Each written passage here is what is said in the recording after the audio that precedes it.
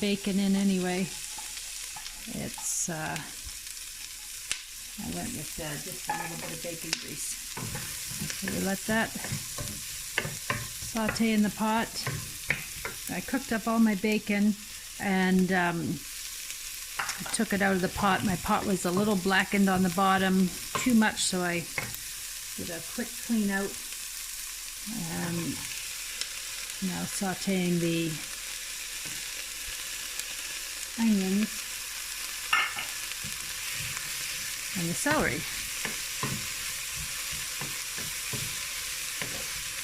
If you wanted to add any carrots or anything like that, other vegetables, now would be the time to do that. Put in the pot.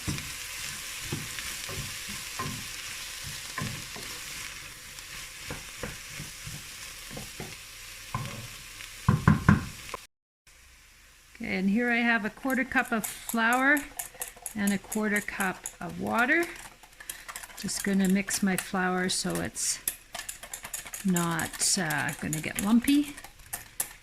You could do this again in oil, make a roux with putting some more bacon grease or butter in the pan, but I'm doing this more as a one-pot soup, and going to just add my flour in with my broth.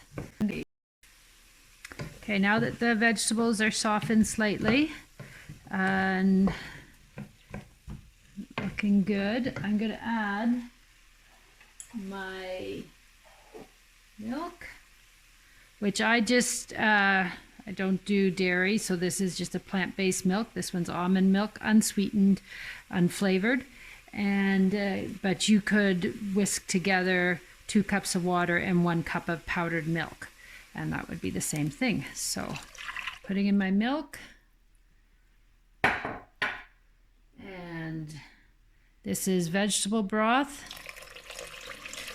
You can use any kind of broth, low sodium preferred.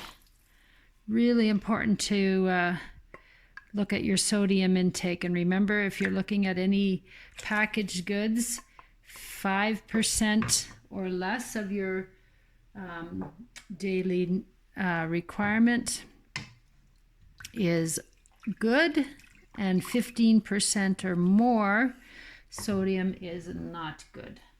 So here is our flour and water mixture. Just going to put a little, get that all in there. I'll turn up my heat just a little bit to bring that to a boil and then down to a simmer. And I will put in my potatoes, which I think I overdid it a little on the potatoes, but that's the way I like it. And the corn. I'm not going to put the bacon in quite yet. I'm going to let this cook, get hot, and then I will add the bacon in to let the flavors meld.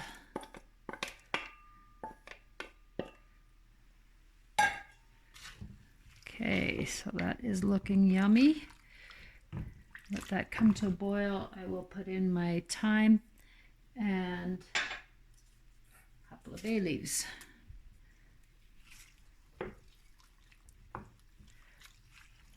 I will probably add some fresh ground pepper to this. If you wanted to do this without any, you can omit the flour if you're gluten-free. That's fine. It'll just be, won't thicken up as much. About 20 minutes, we will throw the bacon in and let it sit for a bit. And that is our bacon potato corn chowder.